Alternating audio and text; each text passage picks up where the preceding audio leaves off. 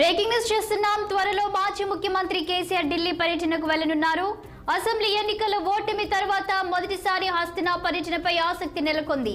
రాష్ట్రంలో తాజా రాజకీయాల నేపథ్యంలో ఢిల్లీ పర్యటన ప్రాధాన్యత సంతరించుకుంది.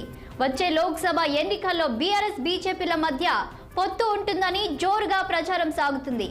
కమలం బీఆర్ఎస్ పొత్తులను రెండు పార్టీల నేతలు కొట్టిపారేస్తున్నారు. కేసీఆర్ తో పాటు గులాబీ పార్టీ లోక్సభ రాజ్యసభ సభ్యులు కూడా వెళ్లే అవకాశం ఉన్నట్లు తెలుస్తుంది.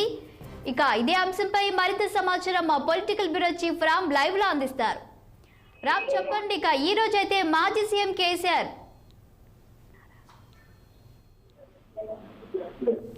చెప్పండి రామ్, ఈ రోజు మాజీ సీఎం కేసీఆర్ ఢిల్లీ టూర్ పై అప్డేట్స్ ఏంటి?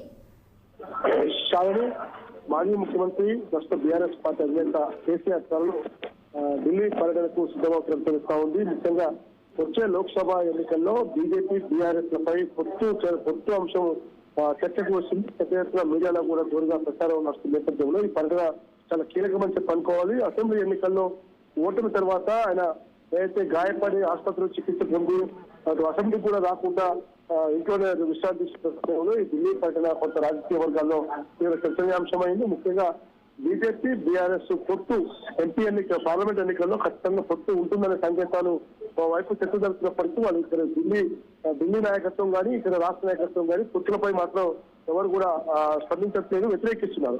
కాబట్టి కేసీఆర్ తో పాటు ఆ పార్టీకి చెందిన లోక్సభ సభ్యులు రాజ్యసభ సభ్యులు కూడా ఢిల్లీకి వెళ్లే అవకాశం ఉంది. దాంతో పాటు ఢిల్లీలో ఏదైతే తెలంగాణ రాష్ట్ర కార్యాలయ భవనం ఢిల్లీ కేంద్రంలో వాళ్ళు నిర్మిస్తున్నారో భవన నిర్మాణ పనులు కూడా ఆయన ఎంతవరకు వచ్చాయి ఏంటనేది కూడా తెలుసుకునే అవకాశం ఉంది.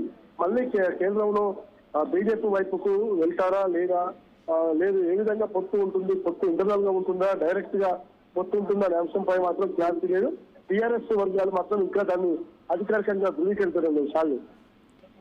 అయితే రామ్, ఇప్పుడు కేసీఆర్ ఢిల్లీ టూర్ తో బీజేపీ బీఆర్ఎస్ పొత్తు పెట్టుకునే అవకాశం ఏమైనా కనిపిస్తుంది అంటారా? ఒకవైపు అయితే రెండు పార్టీల నేతలైతే ఈ పొత్తు అంశాన్ని కొట్టిపారేస్తున్నారు. అంటే శాలిని ఇప్పుడు ఎందుకంటే ఎన్నికల ఏదైనా పొత్తు అంశము కరెక్ట్గా నిజంగా వాళ్ళు చర్చించుకోవాలి, నిజంగా క్లారిటీ ఇవ్వాలంటే ఎన్నికల నోటిఫికేషన్ చేసిన పార్లమెంట్ ఎన్నికలు జరుగుతాయి. అప్పుడు దానికి 45 రోజుల ముందు నోటిఫికేషన్ వస్తుంది కాబట్టి అప్పుడు పరిస్థితులను బట్టి నోటిఫికేషన్ వచ్చినాక ఒకవేళ క్లారిటీ వస్తే అప్పుడు వస్తుంది తప్ప ఇంతకు ముందే ఇంత తొందరగా పొత్తులపై చర్చించుకొని బయటికి బహిర్గతం చేసుకుంటే ఇంత వైరి పక్షాలు బలోపేతం అవుతాయని దాంతో ఇంటర్నల్ గానే దాన్ని చర్చలు జరుపుతూ ఉంది. Thank you Ram.